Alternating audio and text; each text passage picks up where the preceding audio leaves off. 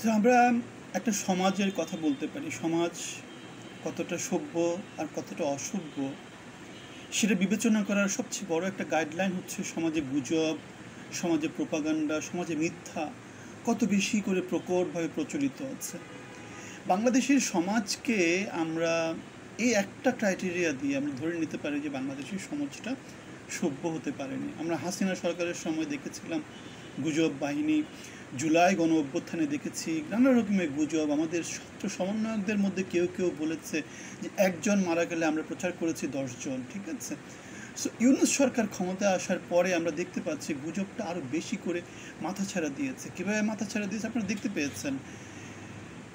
যা ইউনূস সরকার একটা নোবেল পেয়েছে, দুটো পাবে, 5টা পাবেই। রোহিঙ্গারা আগামী 1 বছরের মধ্যে, আগামী কোরবানির ঈদে তারা চলে যাবে, এরকম নানা রকমের প্রোপাগান্ডা না সমাজকে একেবারে মাথায় রেখেছে, ঠিক আছে।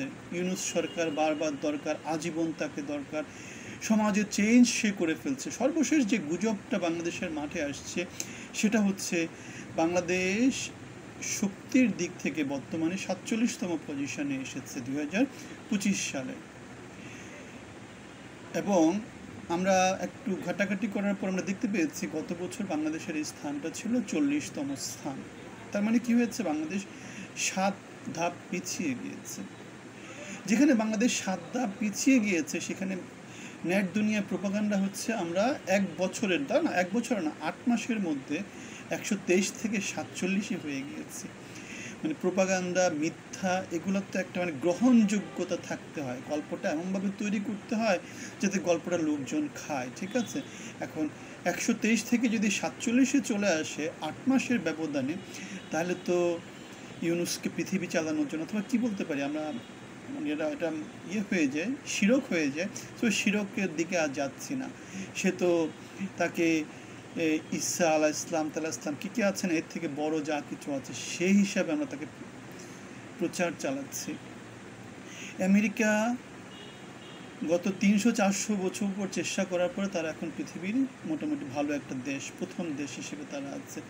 চায়না গত 30-40 বছর পর নিরলস পরিশ্রম করার পর 160 কোটি মানুষ, 200 কোটি মানুষের পরিশ্রমের ফসল হিসেবে তারা এখন হচ্ছে পৃথিবীর 2 নম্বর দেশ। আর আমাদের বাংলাদেশকে আমরা কি বলছি, তাও কত কোটি, 20 কোটি লোকগণের, যাদের বড় একটা অংশ হচ্ছে আবার কি বেকার। সমাজে শিল্প বলতে কিছু নয়, গার্মেন্টস, রক্ত বেচা, আর এদিকে হচ্ছে আমরা মজুরি দিই। তাদেরকে আমরা বলছি 47তম শক্তিশালী দেশ। তাও কে করে দিয়েছে? ইউনূস 8 মাসের মধ্যে। যেখানে গত 8 মাসে আমাদের বৈদেশিক বিনিয়োগের 75 ভাগ বিদেশে চলে গেছে। আমাদের জিডিপির যে গ্রোথটা তার গত বছরের তুলনায় 4/1 নিয়ে গেছে। যেখানে আমরা দেখতে পাচ্ছি আমাদের শিল্পায়নের কোনো কিছু হচ্ছে না, যেখানে আমরা দেখতে পাচ্ছি আমাদের ছেলেপেলেরা এখনও শিক্ষাক্ষেত্রে ফিরে যায়নি। আমরা দেখতে পেয়েছি আমাদের বাচ্চা বাচ্চা ছেলেপেলে যারা স্কুল কলেজে পড়ে তারা এখনও বইপত্র পায়নি।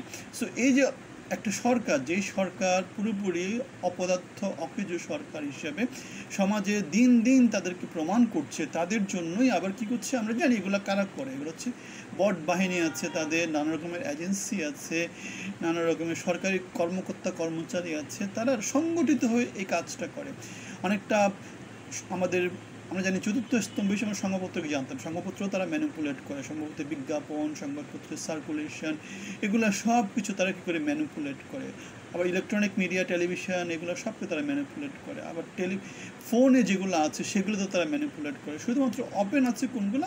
Social media. তাও সেখানে আমরা দেখতে পেয়েছি কীভাবে কন্ট্রোল প্রতিষ্ঠা করা হয়েছে নানা রকমের রেগুলেশন দিয়ে। যেমন বিটিআরসিতে নানা রকমের